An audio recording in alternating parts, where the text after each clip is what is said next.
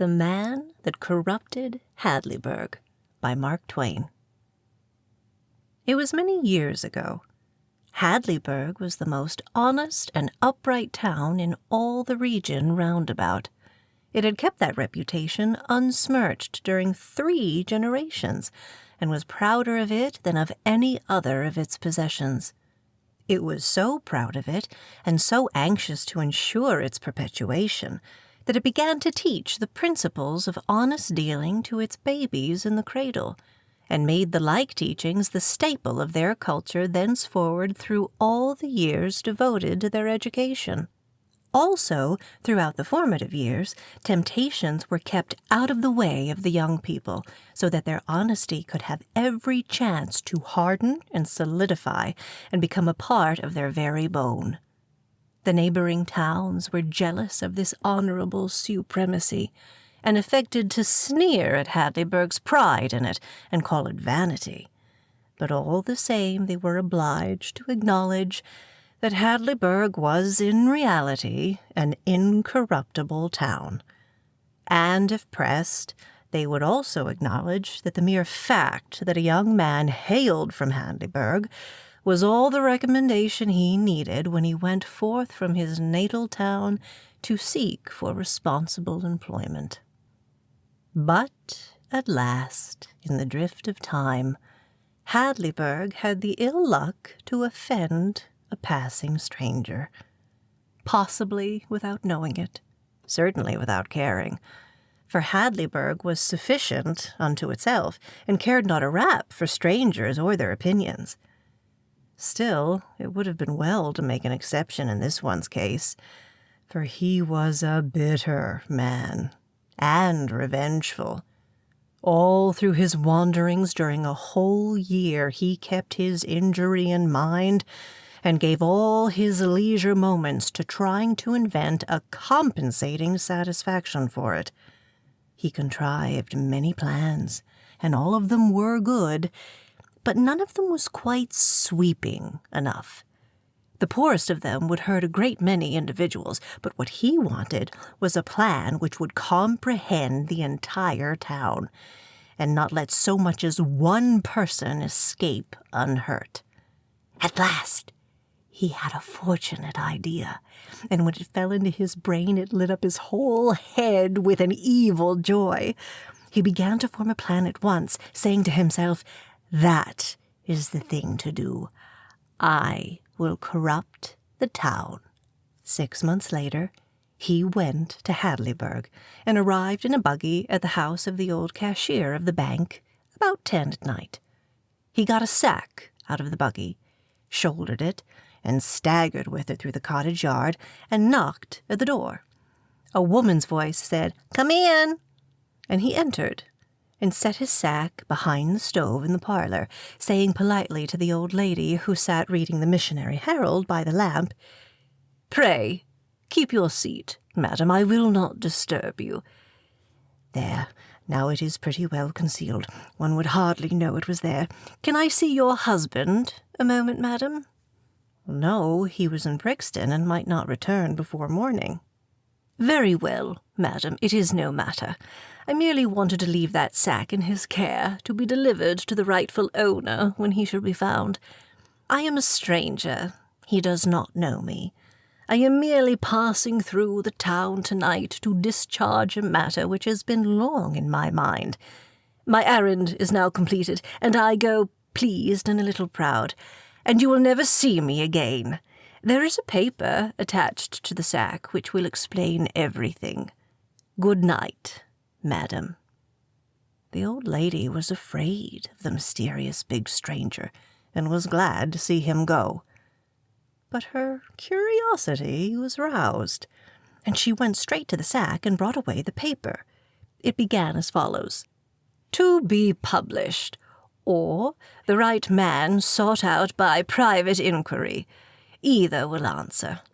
This sack contains gold coin weighing 160 pounds, 4 ounces. Mercy on us, and the door not locked!"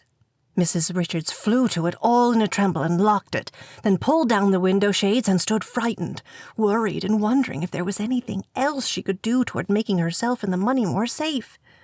She listened a while for burglars, then surrendered to curiosity and went back to the lamp and finished reading the paper.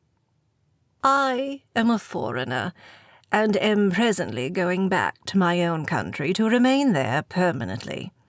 I am grateful to America for what I have received at her hands during my long stay under her flag, and to one of her citizens, a citizen of Hadleyburg, I am especially grateful for a great kindness done me a year or two ago.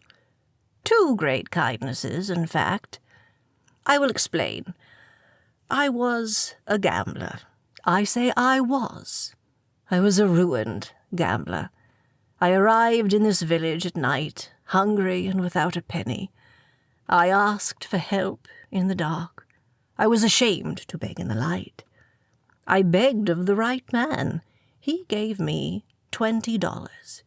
That is to say, he gave me life, as I considered it. He also gave me fortune, for out of that money I have made myself rich at the gambling table. And finally, a remark which he made to me has remained with me to this day, and has at last conquered me, and in conquering has saved the remnant of my morals. I shall gamble no more. Now, I have no idea who that man was, but I want him found, and I want him to have this money, to give away, throw away, or keep as he pleases. It is merely my way of testifying my gratitude to him. If I could stay, I would find him myself, but no matter. He will be found. This is an honest town, an incorruptible town, and I know I can trust it without fear. This man can be identified by the remark which he made to me. I feel persuaded that he will remember it. And now my plan is this. If you prefer to conduct the inquiry privately, do so. Tell the contents of this present writing to anyone who is likely to be the right man. If he shall answer, I am the man, the remark I made was so-and-so, apply the test to it. Open the sack, and in it you will find a sealed envelope containing that remark. If the remark mentioned by the candidate tallies with it, give him the money and ask no further questions, for he is certainly the right man. But if you shall prefer a public inquiry, then publish this present writing in the local paper, with these instructions added to it. 30 days from now, let the candidate appear at the town hall at 8 in the evening, Friday, and hand his remark in a sealed envelope to the Reverend Mr. Burgess, if he will be kind enough to act. And let Mr. Burgess there and then destroy the seals of the sack, open it, and see if the remark is correct. If correct, let the money be delivered, with my sincere gratitude, to my benefactor thus identified. Mrs. Richards sat down, gently quivering with excitement, and was soon lost in thinkings after this pattern. What a strange thing it is, and what a fortune that kind man who set his bread afloat upon the waters. If it had only been my husband that did it, for we are so poor, so old and poor. And then, with a sigh, but it was not my Edward. No, it was not he that gave a stranger $20. It is a pity, too. I see it now. And then, with a shudder, but it is gambler's money. The wages of sin. Well, we couldn't take it. We couldn't touch it. I don't like to be near it. It seems a defilement. And she moved to a farther chair. I wish Edward would come and take it to the bank. A burglar might come at any moment. It is dreadful to be here all alone with it. At 11, Mr. Richards arrived, and while his wife was saying, I am so glad you've come, he was saying, I am so tired. Tired clear out.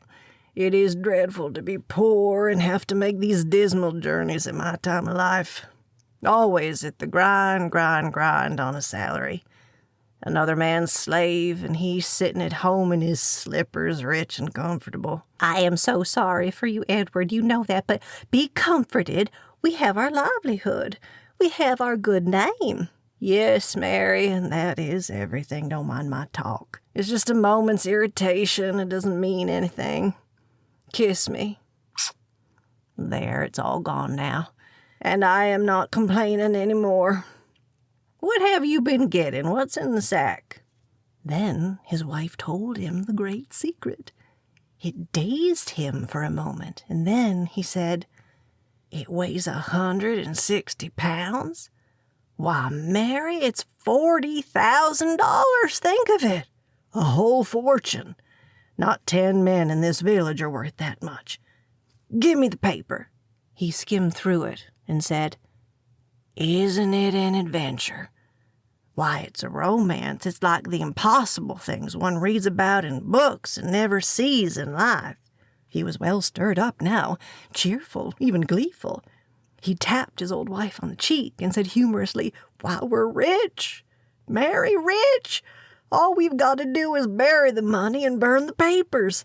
If the gambler ever comes to inquire, we'll merely look coldly upon him and say, What is this nonsense you are talking? We have never heard of you and your sack of gold before. And then he would look foolish and in the meantime, while you are running on with your jokes, the money is still here. And it is fast getting along toward burglar time. True. Very well. What shall we do? Make the inquiry private? No, not that. It would spoil the romance. The public method is better. Think what a noise it'll make. And it will make all the other towns jealous, for no stranger would trust such a thing to any town but Hadleyburg, and they know it. It's a great card for us. I must get to the printing office now, or I shall be too late. But stop! Don't leave me here alone with it, Edward. But he was gone, for only a little while, however. Not far from his own house, he met the editor, proprietor of the paper, and gave him the document and said, Here's a good thing for you, Cox. Put it in. It may be too late, Mr. Richards, but I'll see. At home again, he and his wife sat down to talk the charming mystery over. They were in no condition for sleep. The first question was, who could the citizen have been who gave the stranger the $20? It seemed a simple one. Both answered it in the same breath. Barclay Goodson. Yes, said Richards, he could have done it, and it would have been like him, but there's not another in the town. Everybody will grant that, Edward. Grant it privately, anyway. For 6 months now, the village has been its own proper self once more. Honest, narrow, self-righteous, and stingy. It is what he always called it to the day of his death. Said it right out publicly, too. Yes, and he was hated for it. Oh, of course, but he didn't care. I reckon he was the best hated man among us, except the Reverend Burgess. Well, Burgess deserves it. He will never get another congregation here. Mean as the town is, it knows how to estimate him. Edward, doesn't it seem odd that the stranger should appoint Burgess to deliver the money? Well, yes, it does. That is... Why so much that isn't? Would you select him? Mary, maybe the stranger knows him better than this village does. Much that would help Burgess. The husband seemed perplexed for an answer. The wife kept a steady eye on him and waited. Finally, Richard said with the hesitancy of one who is making a statement which is likely to encounter doubt, Mary, Burgess is not a bad man. His wife was certainly surprised. Nonsense, she exclaimed. He is not a bad man, I know.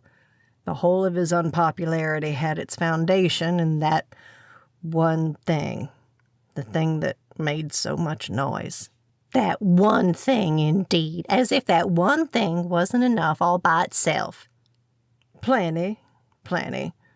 Only he wasn't guilty of it.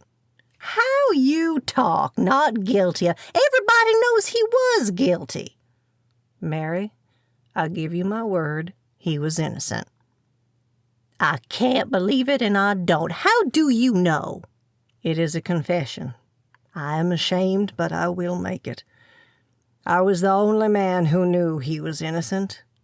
I could have saved him, and well, you know how the town was wrought up. I hadn't the pluck to do it. It would have turned everybody against me. I felt mean, ever so mean. But I didn't dare. I hadn't the manliness to face that. Mary looked troubled, and for a while was silent. And then she said stammeringly, I don't think it would have done for you to one mustn't, public opinion. One has to be so careful, so...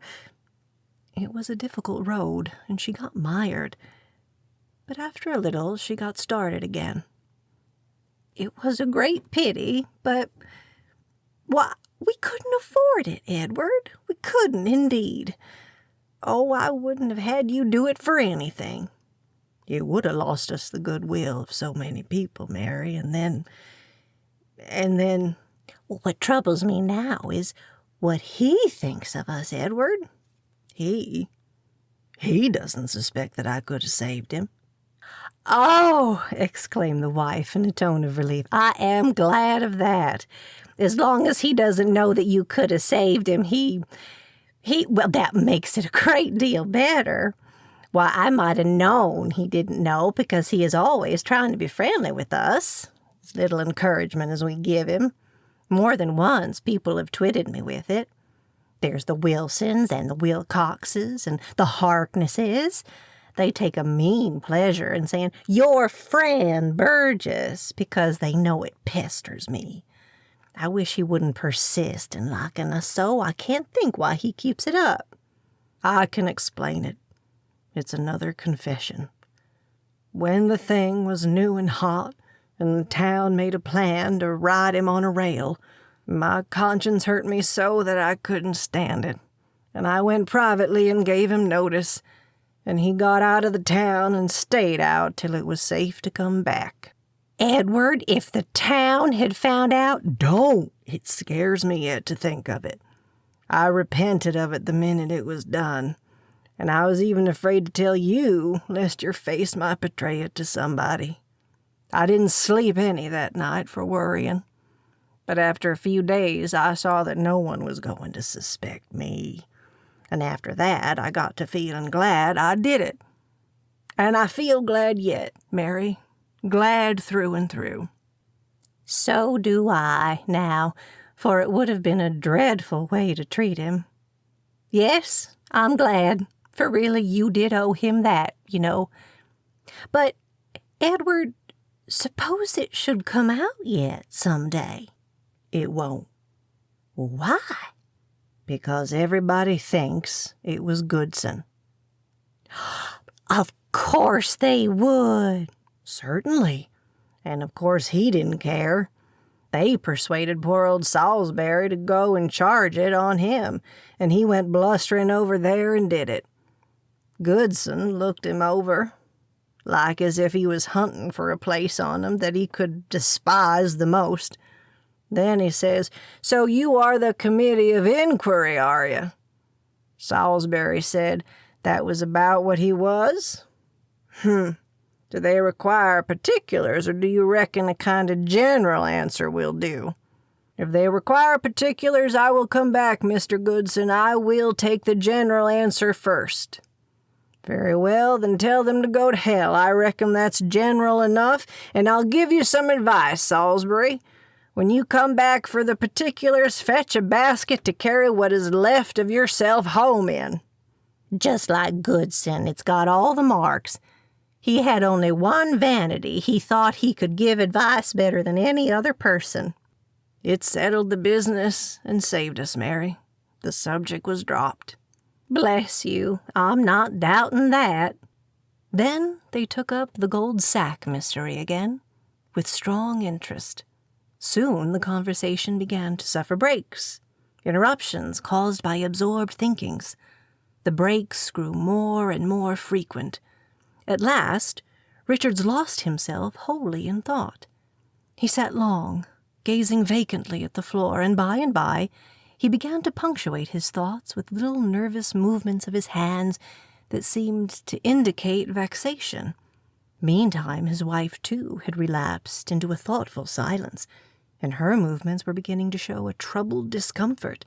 Finally, Richards got up and strolled aimlessly about the room, plowing his hands through his hair. Then he seemed to arrive at a definite purpose, and without a word, he put on his hat and passed quickly out of the house.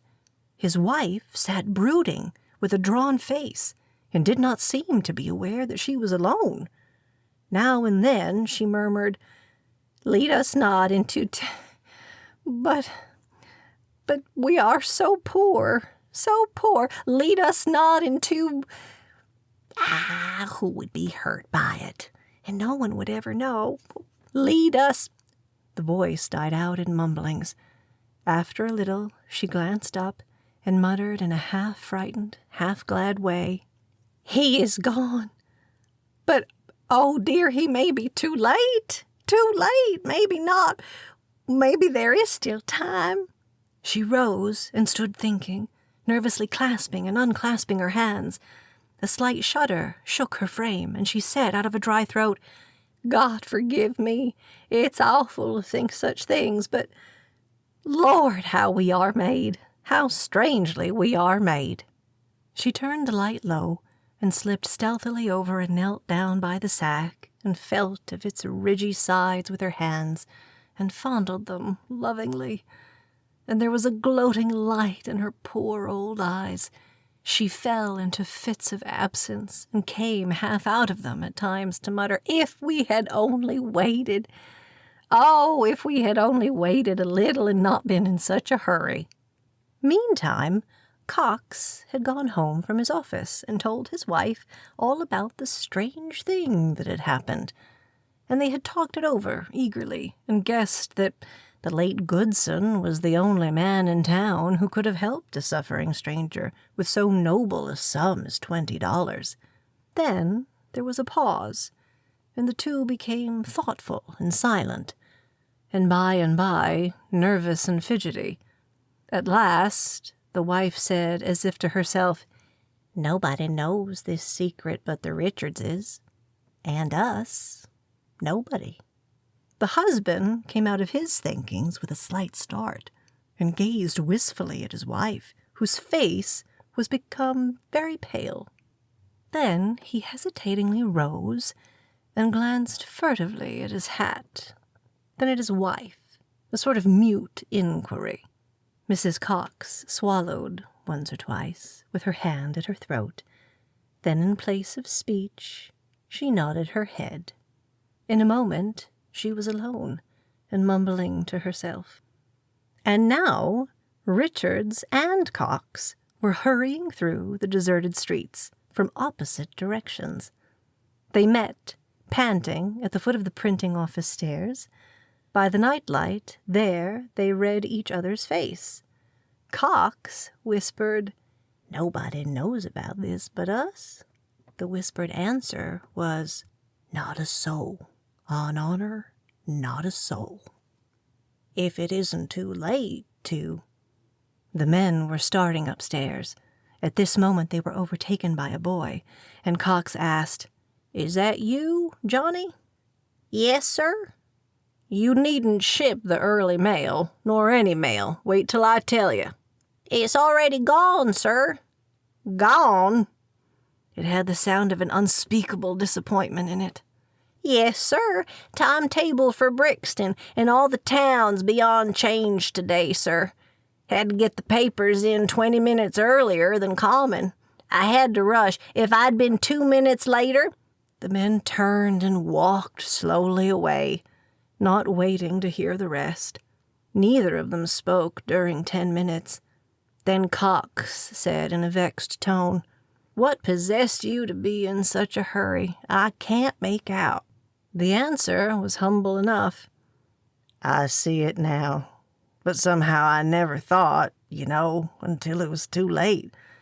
But the next time be hanged. It won't come in 1,000 years." Then the friends separated without a good night, and dragged themselves home with the gait of mortally stricken men. At their homes, their wives sprang up with an eager "Well?" then saw the answer with their eyes and sank down, sorrowing, without waiting for it to come in words. In both houses, a discussion followed of a heated sort. A new thing. There had been discussions before, but not heated ones, not ungentle ones. The discussions tonight were a sort of seeming plagiarisms of each other. Mrs. Richards said, "If you had only waited, Edward, if you had only stopped to think. But no, you must run straight to the printing office and spread it all over the world."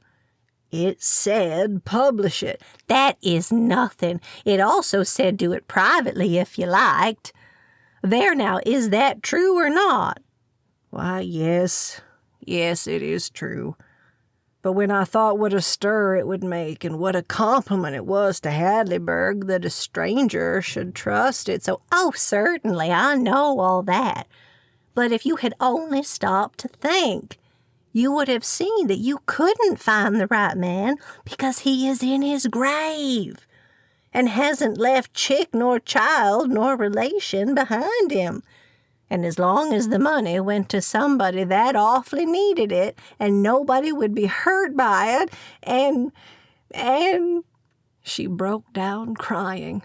Her husband tried to think of some comforting thing to say, and presently came out with this: "But after all, Mary, it must be for the best. It must be. We know that.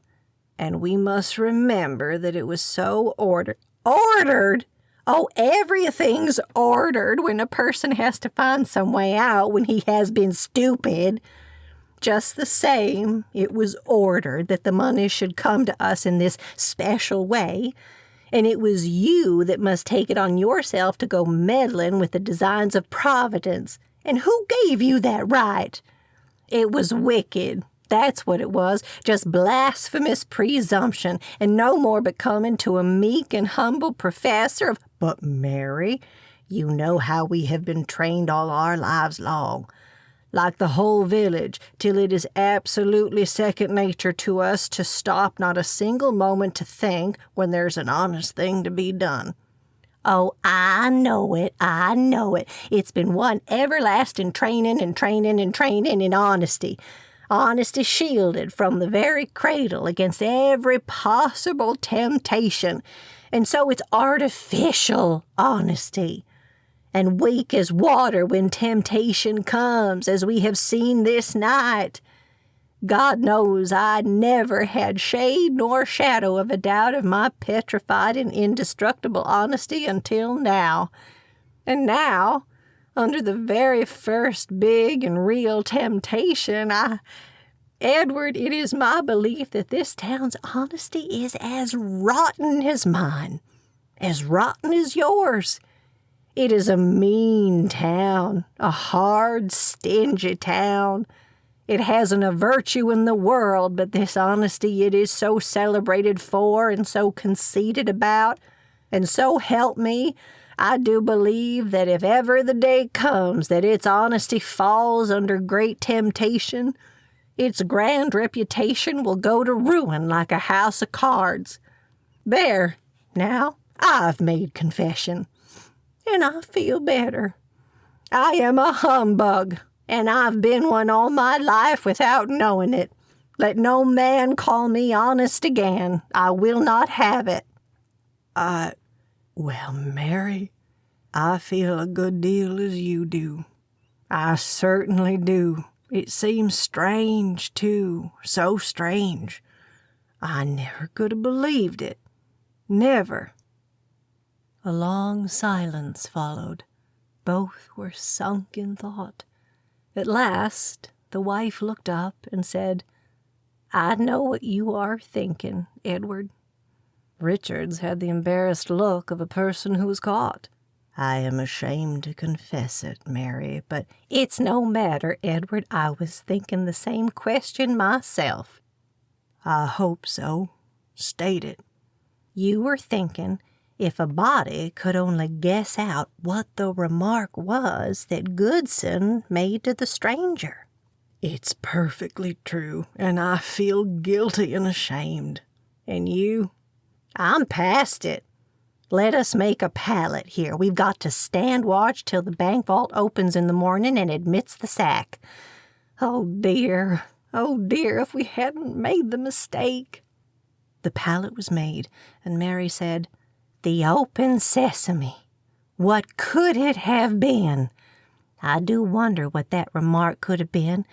But come, we will get to bed now. And sleep? No! Think! Yes, think. By this time, the Coxes, too, had completed their spat and their reconciliation, and were turning in, to think, and toss, and fret, and worry over what the remark could possibly have been which Goodson made to the stranded derelict, that golden remark, that remark worth $40,000 cash. The reason that the village telegraph office was open later than usual that night was this. The foreman of Cox's paper was the local representative of the Associated Press. One might say its honorary representative, for it wasn't 4 times a year that he could furnish 30 words that would be accepted. But this time it was different. His dispatch stating what he had caught got an instant answer. Send the whole thing, all the details, 1,200 words. A colossal order. The foreman filled the bill, and he was the proudest man in the state. By breakfast time the next morning, the name of Hadleyburg the Incorruptible was on every lip in America, from Montreal to the Gulf, from the glaciers of Alaska to the orange groves of Florida, and millions of people were discussing the stranger and his money sack, and wondering if the right man would be found, and hoping some more news about the matter would come soon, right away.